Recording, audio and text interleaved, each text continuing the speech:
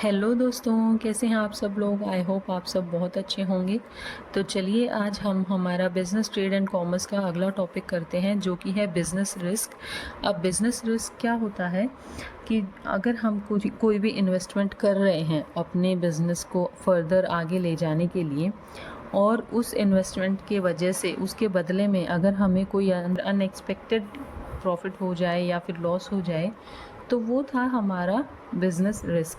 यानी कि जो हमने इन्वेस्टमेंट किया है वो उसकी वजह से या तो हमें प्रॉफिट होगा या फिर हमें लॉस होगा।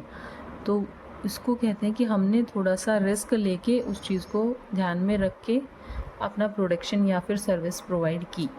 अब उसके बदले में जो हमें रिटर्न मिलेगा वो हमें पता नहीं, प्रॉफिट होगा या लॉस होगा, लेकिन हमने तो रिस्क उठाया। ठीक है, तो ये चीज़ होती है हमारी बिज़नेस रिस्क। अब इसके आगे हम लोग देखते हैं कि बिज़नेस रिस्क जो है वो दो तरह की होती हैं। एक होती है स्पेक्यूलेटिव रिस्क, यानी कि इसमें जो है both gain and loss is involved. यानी कि हम जो भी इन्वेस्टमेंट कर रहे हैं उसके बदले में या तो हमें लॉस भी हो सकता है और या फिर हमें प्रॉफिट भी मिल सकता है। यानी कि अगर हमने कोई भी नया प्रोडक्ट लॉन्च किया है और वो अगर सोसाइटी को पसंद आ गया तो हमें प्रॉफिट होगा, लेकिन अगर सोसाइटी को वो प्रोडक्ट पसंद नहीं आया तो बिज़नेस को लॉस होगा। ठीक है। दूसरे टाइप की जो बिज़नेस रिस्क हैं वो है प्योर रिस्क। अब इसमें क्या होता है, इसमें कोई भी प्रॉफिट होने के चांसेस ही नहीं हैं। अगर हमने जो भी इन्वेस्टमेंट की है या तो उसमें लॉस ही होगा या फिर लॉस नहीं होगा। मतलब लॉस हो या ना हो लेकिन प्रॉफिट तो बिल्कुल नहीं होगा। तो इसका एग्जांपल हम ले सकते हैं कि जो भी हमारा वेयर हाउस है या फिर हमारा स्टॉक था उसमें अचानक से आग लग जाना या बाढ़ का आ जाना या फिर अर्थक्वेक आ जाना, तो उसकी वजह से जो लॉस होगा वो होगा हमारा प्योर रिस्क। ठीक है। अब इसमें या तो यही हो सकता है कि या तो आग लगेगी या नहीं लगेगी। अगर नहीं लगेगी तो लॉस नहीं होगा, और लेकिन अगर लगेगी तो लॉस होगा ही होगा। अब हम देखते हैं नेचर ऑफ बिजनेस रिस्क। अब बिजनेस रिस्क का क्या क्या नेचर होता है, कैसा नेचर होता है। अब सबसे पहला है रिस्क इज़ एसेंशियल। अब रिस्क जो है वो बिज़नेस के लिए इसलिए ज़रूरी होती है ताकि वो हमें आगे फर्दर मोटिवेट कर सके कि हाँ भाई, अगर हमने ये वाली इन्वेस्टमेंट की या ये सर्विस प्रोवाइड की या ये प्रोडक्ट लॉन्च किया तो हो सकता है हमें लॉस की जगह प्रॉफिट हो जाए। ठीक है। अब क्या होता है कि बिज़नेस में जो रिस्क है वो होती ज़रूर है, चाहे छोटी हो बड़ी हो कितनी भी हो, लेकिन रिस्क जो है वो ज़रूर होगी एक बिज़नेस में। ठीक है। उसके बाद है जो बिज़नेस रिस्क होती है वो अनसर्टेनिटीज़ की वजह से ही होती है। ठीक है। जितनी भी बड़ी या छोटे रिस्क होगी वो हमेशा बिज़नेस में अनसर्टेन या अनप्रिडिक्टेबल इवेंट्स की वजह से ही होगी। जैसे कि अचानक से अर्थक्वेक आ जाना या फिर टेक्नोलॉजी में डेवलपमेंट में या फिर उसमें कोई भी चेंजेस आ जाना। ठीक है। तो ये होते हैं ड्यू टू अनसर्टेनिटीज़। उसके बाद देखिए जो नेचर है रिस्क का वो है depends on nature and size of business. यानी कि अब बिज़नेस कितना बड़ा है, कैसा बिज़नेस का नेचर है, उसके हिसाब से ही जो हमें होता है वो बिज़नेस रिस्क होती है। अगर बड़ा लार्ज स्केल का बिज़नेस है तो बड़ी रिस्क होगी, अगर स्मॉल स्केल बिज़नेस है तो छोटे रिस्क होंगी उसमें। ठीक है।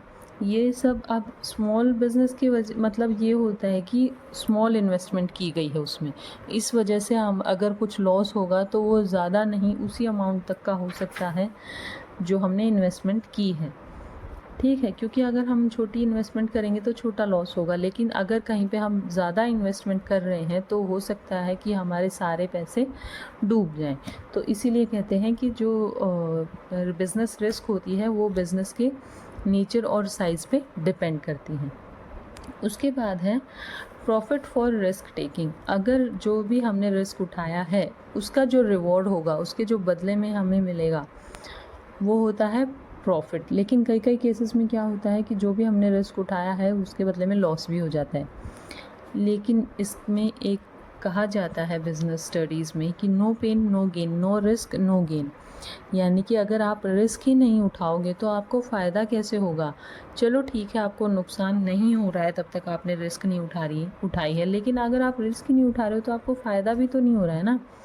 इसीलिए कहते हैं नो पेन नो गेन। उसके बाद चलिए हम लोग देखते हैं कॉजेज़ ऑफ बिजनेस रिस्क। अब बिजनेस रिस्क के क्या क्या कारण हो सकते हैं। सबसे पहला है नेचुरल कॉजेज़। अब इसमें आएगा कि कोई भी नेचुरल कॉजेज़ यानी कि जो भी नेचुरल क्लैमिटीज़ होती हैं, जैसे कि अर्थक्वेक हो गया, फ्लड हो गया, या कोई भी अनकंट्रोलेबल इवेंट जो होते हैं वो होता है हमारे नेचुरल कॉजेज़ में। इसकी वजह से हमें रिस्क उठाना पड़ सकता है या लॉस हो सकता है। नेक्स्ट है हमारा ह्यूमन कॉजेज़। अब ह्यूमन कॉजेज़ में क्या होगा कि जो भी ह्यूमन से रिलेटेड इश्यूज़ होंगे, जैसे कि स्ट्राइक हो गया या फिर मैनेजमेंट ढंग से काम नहीं कर पाई, एम्प्लॉयज़ अच्छे से काम नहीं कर रहे हैं, तो ये जो होते हैं कॉजेज़ जो होते हैं, इनकी वजह से भी बिज़नेस को रिस्क उठाना पड़ सकता है। नेक्स्ट है हमारा इकोनॉमिक कॉजेज़। अब इकोनॉमिक कॉजेज़ क्या क्या होते हैं, जैसे कि टेक्नोलॉजी में कोई भी चेंज आ गया, ठीक है, या फिर कंपटीशन में कुछ भी चेंज, मतलब कंपटीशन ज़्यादा बढ़ गया है या फिर थोड़ा कम हो गया है, ठीक है। अब देखिए इसमें कहा है कि includes factor like demand changes competition, यानी कि जो डिमांड है उसकी वजह से भी कंपटीशन में चेंजेस आ सकते हैं। इसके अलावा भी कुछ कॉजेज़ होते हैं जिनकी वजह से रिस्क जो होता है बिज़नेस को, वो है चेंज इन डिमांड।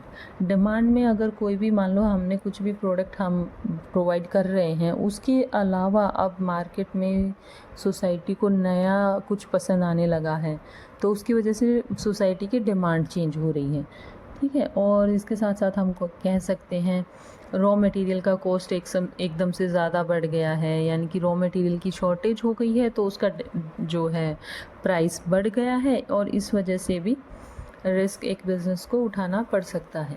अब देखिए इसके बाद है मार्केट कंपटीशन। मार्केट कंपटीशन जितना ज़्यादा होगा उतनी ही लो डिमांड होगी, ठीक है। ज़्यादा कंपटीशन यानी कि ज़्यादा प्रोडक्ट अवेलेबल होगा, ज़्यादा प्रोडक्ट अवेलेबल होगा तो सोसाइटी को इतने सारे ऑप्शन मिल जाएंगे कि हम यहाँ से नहीं वहाँ से ख़रीद सकते हैं, इस वजह से उसकी डिमांड जो है कम हो जाएंगी। तो चलिए ये था हमारा आज का topic business risk. Okay, thank you.